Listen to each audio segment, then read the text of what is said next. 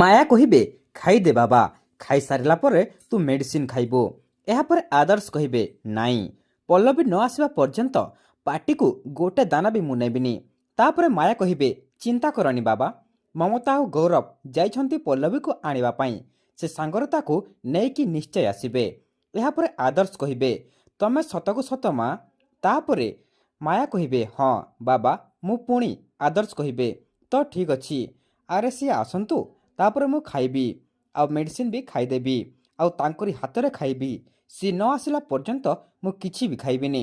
ହଁ, କିଛି ବି ଖାଇବିନି। ତାପରେ ଦାଦିମା କହିବେ ଦେଖ ନାତିଆ, ଏମିତି ଜିଦ୍ ଧରନ୍ତିନି। ପଲ୍ଲବୀ ଆସିଲା ବେଳକୁ ଖାଇବିକି ସୁସ୍ଥ ହେବା ଦରକାର। ସିଏ ଆସିଲେ ଭାରି ବ୍ୟସ୍ତ ହେବ। ଆମ ପାଇଁ ନ ଖାଇଲେ ନାହିଁ, ଅନ୍ତତଃ ପଲ୍ଲବୀ ପାଇଁ ତ ଖା। ହଁ ନେ।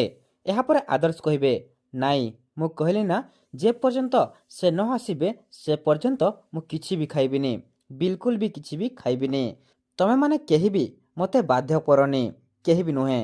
ଆଉ ଏପଟେ ପଲ୍ଲବୀ ମନ୍ଦିରରେ ପ୍ରାର୍ଥନା କରି କହିବେ ହେ ପ୍ରଭୁ, ମୋ ଜୀବନରେ ଘଟୁଥିବା ପ୍ରତ୍ୟେକ ଘଟଣା ଓ ଘଟଣାର ସାକ୍ଷୀ ହେଉଛ ତମେ, ଆଉ ତମର ଏ ମନ୍ଦିର କିନ୍ତୁ ବିଲମ୍ବନା। ଦେଖ ପ୍ରଭୁ, ଆଦର୍ଶ ଆଉ ମୋର ପ୍ରେମ କାହାଣୀ ଏହି ମନ୍ଦିରରେ ଆରମ୍ଭ ହୋଇଥିଲା ତମରି ସାମ୍ନାରେ।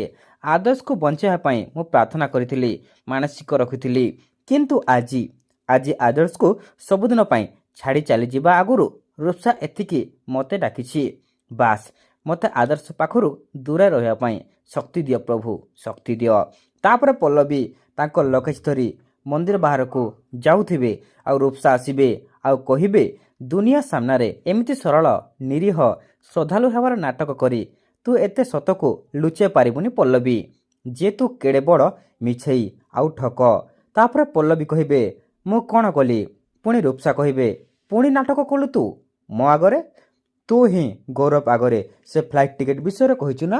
ଆଉ ଏହା ଶୁଣି ପଲ୍ଲବୀ ପୁରା ଆଶ୍ଚର୍ଯ୍ୟ ହୋଇଯିବେ ଆଉ କହିବେ ନାଇଁ ନାଇଁ, ତୁ ଭୁଲ ବୁଝୁଛୁ ରୂପସା, ଏ ବିଷୟରେ ଭାଇଙ୍କ ସାମ୍ନାରେ କିଛି ବି ମୁଁ କହିନି। ତାପରେ ରୂପସା କହିବେ ହେଁ, ଏ ବେକାର ନାଟକ ବନ୍ଦ କର। ମୁଁ ତୋର ଏ ଫେକ୍ ଫ୍ଲାଇକେସନ ଶୁଣିପାରିବିନି କି ତୋ ସାଙ୍ଗରେ ଏ ବାଜ୍ୟ ଗପ ଗପିବା ପାଇଁ ମୋ ପାଖରେ ସମୟ ନାହିଁ। ତାପରେ ଫ୍ଲାଇଟ୍ ଟିକେଟ୍ ଦେଇ କହିବେ ଏଇ ନେ ନୂଆ ଫ୍ଲାଇଟ୍ ଟିକେଟ୍। ଫ୍ଲାଇଟ୍ ଟିକେଟ୍ ଦେଖି ପଲ୍ଲବୀ ପୁରାପୁରି ଆଶ୍ଚର୍ଯ୍ୟ ହୋଇଯିବେ। ପୁଣି ରୂପସା କହିବେ ତୋ ନୂଆ ନମ୍ବରକୁ ମୁଁ ହୋଟେଲରେ ଡିଟେଲ୍ସ ପଠାଇ ଦେଇଛି, ବାସ୍ ଆଜି ଦିନଟା ସେଇଟା ରହିବୁ ଚୁପଚାପ, ଆଉ କାଲି ସକାଳୁ ଫ୍ଲାଇଟ୍ ଧରି ସବୁଦିନ ପାଇଁ ଏ ଦେଶ ଛାଣି ଚାଲିଯିବୁ, ବୁଝିଲୁ? ନେ ଧର। ଆଉ ହଁ, ଆଉ ଗୋଟେ କଥା ଶୁଣ, ବଦମାସ ଗୌରବ ଚୁପ୍ ହେ ବସିବା ପିଲା ନୁହେଁ। ଆଜିକାଲି ସେ କୁଆଡ଼େ ତୋର ବହୁତ ଭକ୍ତ ହେଇଯାଇଛି, ତେଣୁ ସିଏ ତୋତେ ଖୋଜିକି ବାହାର କରିବାକୁ ଚେଷ୍ଟା କରିବ। ସେଥିପାଇଁ ଫିରିକି ଫୁଲ ପରି ବାହାରେ ବୁଲାବୁଲି ନ କରି କାଲି ଫ୍ଲାଇଟ୍ ଟିକେଟ୍ ପର୍ଯ୍ୟନ୍ତ ଚୁପଚାପ ରୁମ୍ ଭିତରେ ବସି ରହିବୁ। ତ ଦର୍ଶକ ବନ୍ଧୁ, ଆପଣମାନଙ୍କୁ କ'ଣ ଲାଗୁଛି? ପଲ୍ଲବୀ କ'ଣ ସତରେ ଫ୍ଲାଇଟ୍ ବସିକି ଚାଲିଯିବ? କମେଣ୍ଟ କରି ନିଶ୍ଚିତ ଭାବେ ଜଣାନ୍ତୁ।